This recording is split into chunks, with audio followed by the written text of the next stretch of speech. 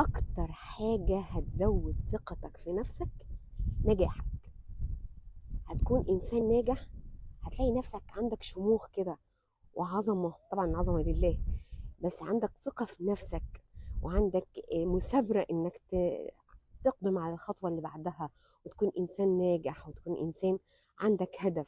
وعلشان توصل للنجاح ده فانت لازم يكون عندك خطة تخطط لها، علشان خاطر تكون انسان ناجح، علشان خاطر توصل لهدفك اللي انت عايز توصل له. فزي ما قلت لكم، خليك انسان ناجح، هتزود ثقتك في نفسك.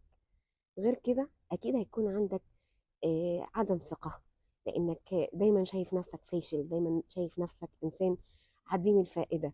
فطول ما قدامك هدف، وقدامك خطة، وقدامك امور كده ان انت توسعى لها، اكيد هتوصل.